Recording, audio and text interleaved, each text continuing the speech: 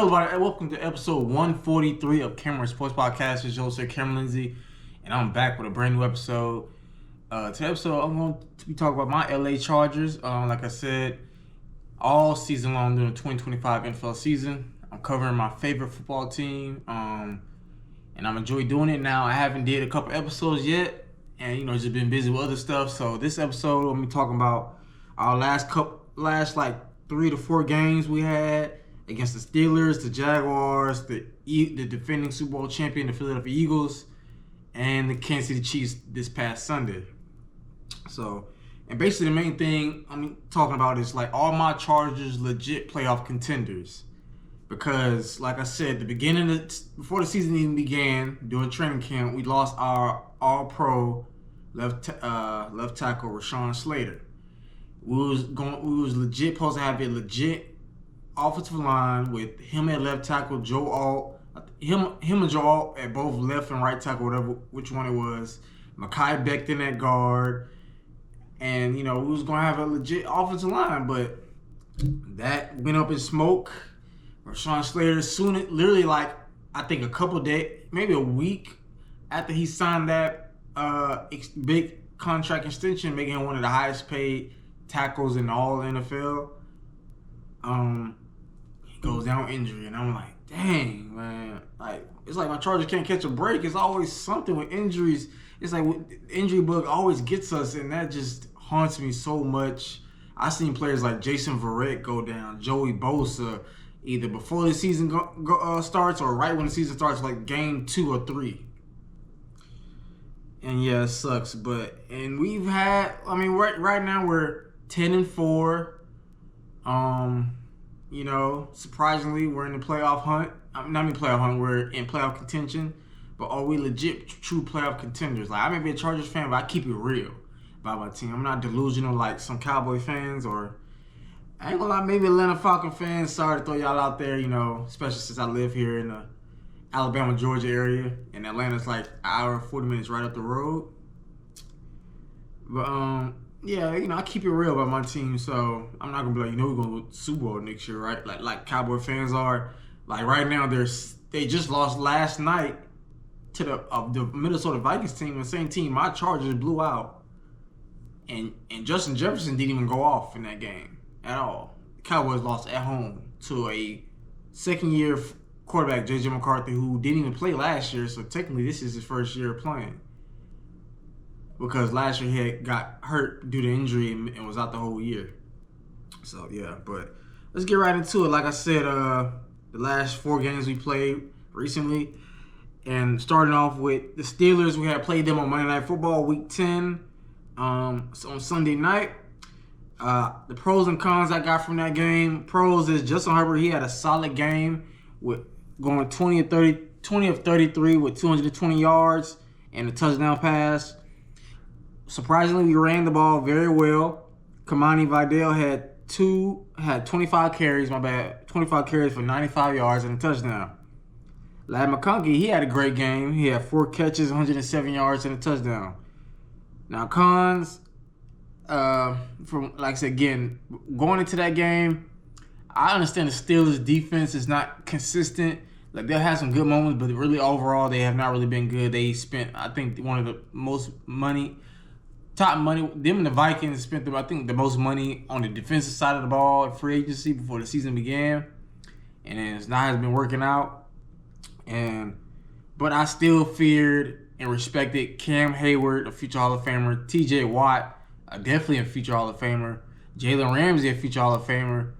So, and they got other young talent on that team besides those older players.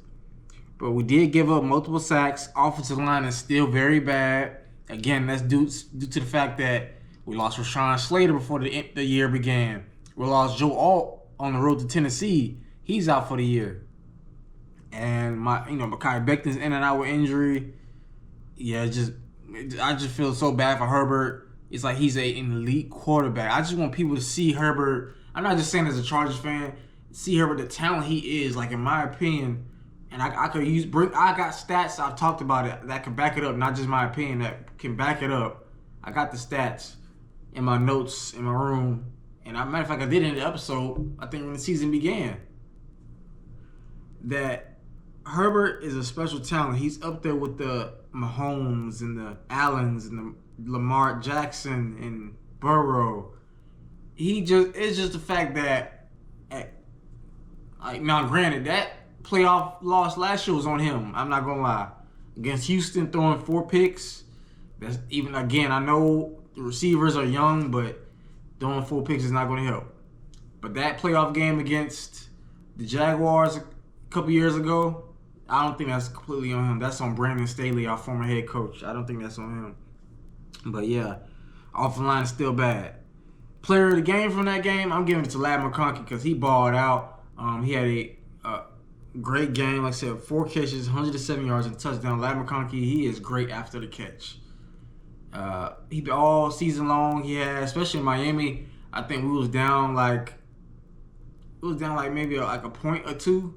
We needed a field goal to win it. He caught the ball, a short pass from Herbert, and took it the distance and got us in field goal range. But Ladd McConkey is my player of the game. Now this next game, I'm thinking after beating the Steelers, okay, we're 8. I think at that point, let's see, 10. We would beat the Eagles. That was 8, 9, 4. At this point, I think we were like 7. Yes, I think 7 and. I think we're like 8 and 3, something like that. And I'm like, okay, we got the Jaguars. Granted, now the Jaguars now they're actually pretty legit. Even without Travis Hunter, they've been playing good ball there. The Jaguars are a legit playoff team. But I still like our chances against the Jaguars. I like our chances. Boy, we got smacked. 35-6 on the road against Jacksonville. The pros from that game, none. I'm just going to just say it's none. The cons, horrible game from Justin Herbert.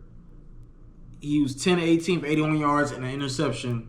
Like, I was just extremely disappointed.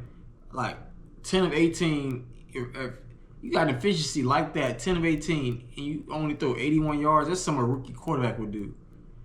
But, again, it's not completely on him, but because the offensive line is horrible. But still, though, it's like, he's way better than that. We had no run game at all. Like I said, unlike we did against the Steelers, we had no run game. Herbert was the leading rusher with 21 yards, and defense give up 35 points. Like, it's just like, I don't get it. It's like one game, a few games we can run the ball, and then one game, even if we win, let's say we're going to win streak. One game we run the ball well, the next game we don't, and Herbert's the leading rusher. That can't happen. We can't have him as our leading rusher. Now, granted, Amari Hampton been out, but Kamani Vandell has been stepping up. The offensive line has got to be consistent in run blocking. Defense this year has been better than I thought, but again, they had 3 times this year, it's like they just forgot to play football against the Commanders, a horrible Commanders team, like, even before Jaden Daniels got hurt. Who else? Like I said, against the Jaguars and against the Colts, a team that even before Daniel Jones got hurt, they were on a mountain, and next thing you know, they just can't hit rock bottom, and to the point they signed a former Los Angeles Chargers great who also played for the Colts for a year, Phillip Rivers, future Hall of Famer. That's how bad this season, like, they fell off that cliff, going from 8-2 to now 8-6, on the verge of missing the playoffs, because I don't see them getting in unless Houston just like flips the script and just start losing the rest of the games. But yeah, player of the week from this game, there's none, because like this game was so bad. We only put up 6 points. It was bad. It was horrible. And I hardly wanted to talk about it, but like I said, I'm going to talk about the good, the bad. I'm not going to run from nothing regarding my team. Win or lose, it's bowl game for life. Now, after that game, of course, we had a bye week. Okay, cool. We got the Eagles. I still got love for the Eagles. Many of y'all don't know, I also was a fan of the Eagles, but I decided to just focus on my Chargers. That's a story for another time. But I'm thinking like, okay, because we getting to the part of our schedule that's getting harder. We got the Eagles, we got the Chiefs, the Cowboys, the Texans, and the Broncos. The Broncos now on an 11-game win streak. Last team beat them with us. So I was like, our next 5 games are not going to be easy. If we want to get in the playoffs, we're going to have to get in with 10 wins. I think 10 wins at least will get us in.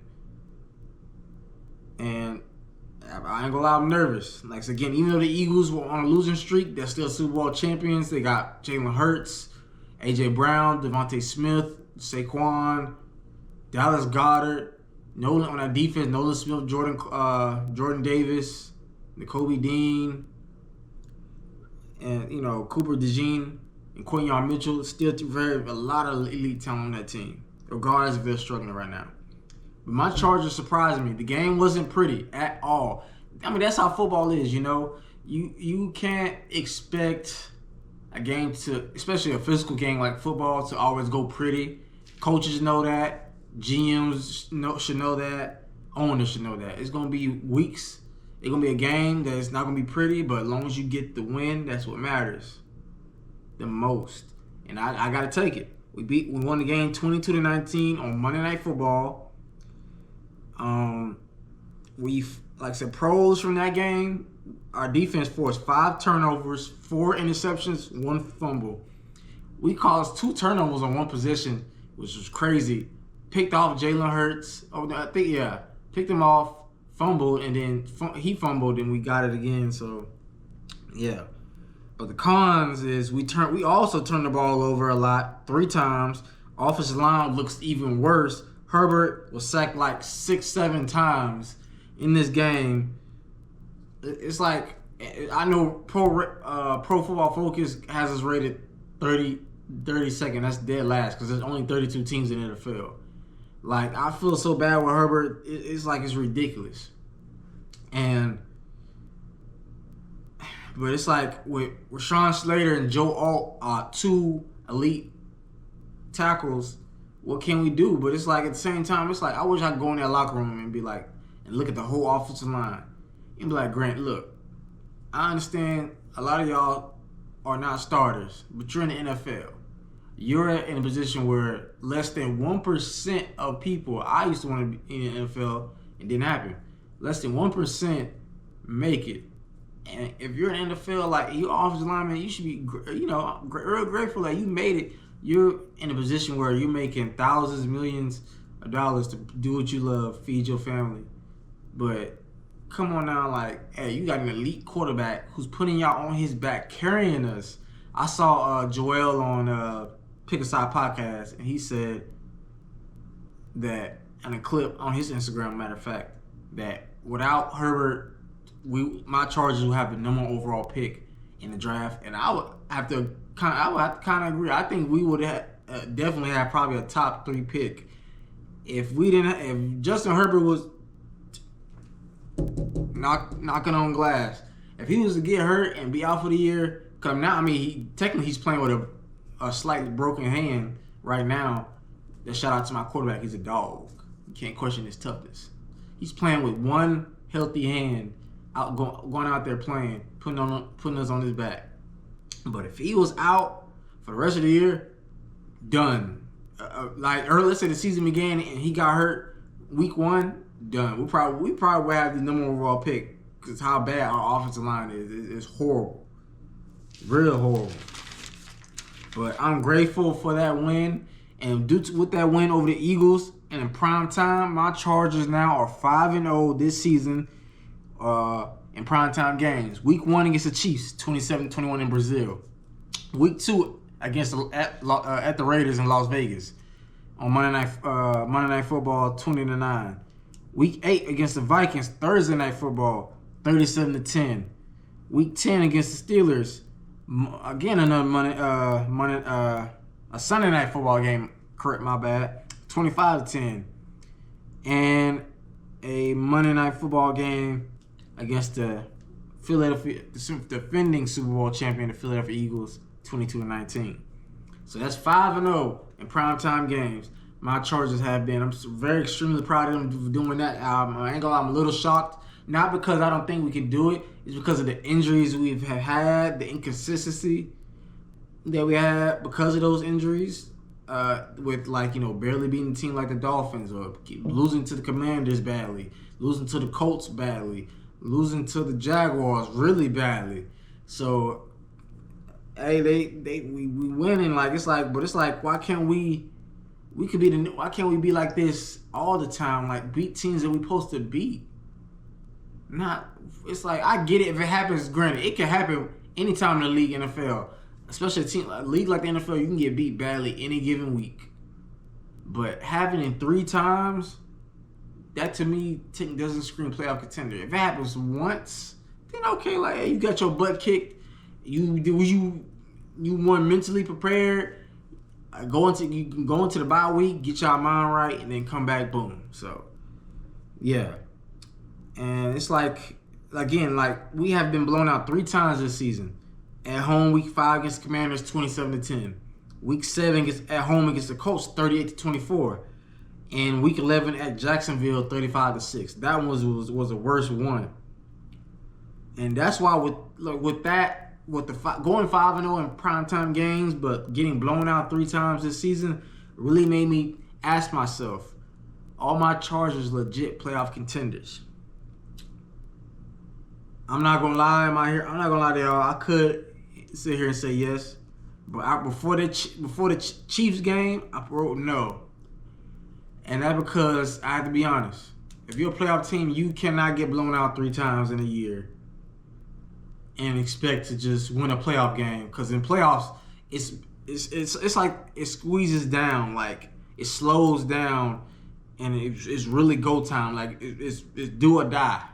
It ain't like the NBA where you got 7 games, and even then it slows down. It's 1 game. Even the better team can have a bad game. I've seen plenty of times have a bad game and be like, dang, like if we played them like the NBA, best out of 7, we would win. But nah, this is football. It's 1 game. But against the Chiefs, Kansas City, even though the Chiefs are 6-7, I still respect the Chiefs. I was like, I never counted the Chiefs out because of 2 people on that team. The head coach, Big Red Andy Reid, future Hall of Famer, arguably the best coach in NFL history. Even though I think it's Bill Belichick. You can argue either or. And the second best quarterback in NFL history, the best in the league right now, Patrick Mahomes. Long as them 2 are on the Chiefs roster, franchise, is with that franchise, the Chiefs are going to be contenders every year. No matter how bad they start playing, they're going to be contenders every year. Next year, they're going to be contenders. They're going to be in the top 5. They probably might be the favorite. I'm not even going to lie. They probably might be the favorite because that's just how good Patrick Mahomes and Andy Reid are as a head coach quarterback tandem. But and really, it's like sweeping the Chiefs is hard. My Chargers, I was like, we can probably split with them to win the AFC West. We probably would have to sweep them, but maybe if we split with Kansas City and sweep the Raiders and try to sweep Denver, or maybe split with Denver and then handle our business and our rest of our schedule, we could possibly win the AFC West. I would have took a 4-2, but hey, 5-0, I'll take that because my Chargers defeated the Kansas City Chiefs on the road, sweeping them. Finally, sweeping them. I think since, was it 2014? I forgot when was it. Sweeping the Chiefs and eliminating them from playoffs. My quarterback, Justin Herbert, went 19-29, 210 yards, 1 touchdown, 1 pick. Now that pick, I'm not going to really, watching it, I'm not going to put it on him because the offensive line was so horrible. If I could think of a con, that's my con for this game. The offensive line played horrible. And watching it, he didn't even have a chance to set his feet. Like, he got hit and threw the ball in the air and was picked. At that point, I think the game was like 7-3 or 10-3 or something like that. I was like, oh snap! I think it was 10-3. I was like, oh snap! Here we go. The game about to get ugly because you're playing the Chiefs and you turn the ball over, getting them a short field. It's wraps. I was like, yeah, it's done. But we held them to a field goal. I was like, okay. And then we scored before the end of the half, 13-10. I was like, okay, we might have a chance. And then next thing I know, we went in 16-13. Now, granted, Patrick Mahomes got hurt, but I think We knocked him out of the game. Prayers to him. I think he tore his ACLs. Hate to see that to a great player like him. But my clutch, we swept the Chiefs. We're 10-4. Like, that shocked me. Like, and we still got a chance to win the AFC West. Now, granted, I wish the Packers would have beat Denver because that really would have helped. But now it's like, hey, really in the league, a game like football, you can't really depend always on other teams. You got to handle your business. And this week, we got the Dallas Cowboys. Granted, they got their butts kicked by Minnesota. And it's like part of me is shocked, but you know what? The more I thought about it, after looking at the score of that game, I'm not shocked at all because Cowboys going to be through Cowboy things. And I'm going to respect them because Dak is a good, decent quarterback. I don't respect their defense, even though the trades they made for like Quentin Williams. But the Cowboys still the Cowboys. They're horrible. The only I expect Dak, I expect George Pickens and CeeDee Lamb. Them three right there. So it might be a close game, but I think my Chargers, we need to put them out their misery because the Cowboys now are at 1%, have a 1% chance to make the playoffs because right now they're 6-8-1, and I don't think they're going to get in playoffs with this record. They're gonna have to win at least. I think they might have to win the rest of the game. I don't know. The Eagles will have to fall off a cliff and get swept by the Commanders and lose to Buffalo. Now, the Buffalo game, they probably will lose that one. But the Commanders, I don't see the Eagles getting swept by the Commanders. Not at all. So, I think my Chargers are going to win this game. If I had to give a score, I'm going my Chargers 26, Cowboys 22. I'm going to say something like that. A good, decent game. Get the win, go 11-4, stay alive for the AFC West. I'm real happy, y'all. Like, we beat the Chiefs. They won't win the AFC West for 10 straight years in a row. We finally gonna have a team in the AFC go to the Super Bowl besides the Chiefs. We're gonna finally have two different teams in the AFC Championship game besides the Chiefs. I'm happy. I'm gonna have fun with that. I know it's not gonna be my Chargers, but I'll be so happy about this season if we make the playoffs, which I think we will, of course, because we're 10-4. And we win one playoff game. Right now, if the playoffs started, we will be projected to face the Pittsburgh Steelers on the road. I like that matchup because we dominated Pittsburgh at home. Granted, it was at home, but I like our chances against the old Aaron Rodgers. We can get pressure on him with Tui Talovailoa. He has 11 sacks this year. Owe, who we traded from Baltimore, he had 2 sacks yesterday against Kansas City Chiefs. He's balling. Khalil Mack still is a baller. Derwin James, the best safety in the league, had a game-sealing interception yesterday. Devon Hanley also had an interception last. And Keenan Allen going to be Mr. Third Down, of course. We just got to keep Herbert on his feet, protect him the best way we can. We get the win. Even if it's low scoring, I'll take that because I'm tired of people saying Herbert don't have a playoff win. Herbert don't have a playoff win. Herbert don't have a playoff win. He gets this. Okay, cool. We win. We'll probably lose if we play a team like Buffalo in the second round, but I'll take that because next year, that's what I'm going to have expectations to win the AFC West. Go make a deep playoff run. Just pray that Rashawn Slater and Joe Alt stay healthy. Really, in free agency, we need to particularly go offensive line and defensive line. That's the key. Offensive line and defensive line, either in the draft and free agency. Yes, I would like skill position players, but I feel like offensive line and D-line, especially offensive line, we really need to address because it's ridiculous. We got to run the ball way better. We got Amari Hampton, our rookie running back, who just came back from injury a week or two ago. He's going to be special. Kamani Valdez is a solid number 2 back. So we got this. We just got to... We got to take it one game at a time. We got Dallas left at Dallas. We got the Texans at home. That won't be easy. Ooh, I'm going to be nervous for that game, y'all. That's going to be on a Saturday. I'm glad I'm going to be on winter. I'm glad I'm going to be on winter break from my job after this week.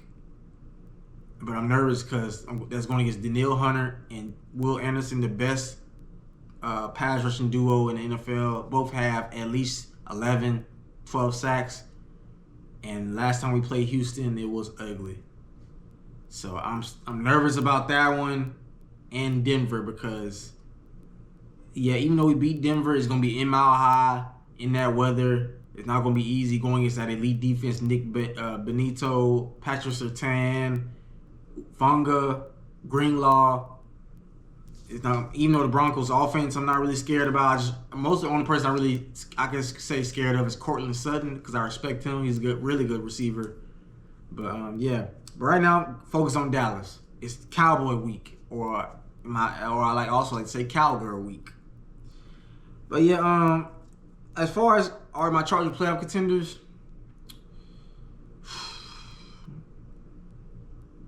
I'm gonna say yeah. That win against the Chiefs really swayed me. Again, I wrote no, but because I was gonna film this episode before the game against the Chiefs, but I decided to wait and see what happens in this game.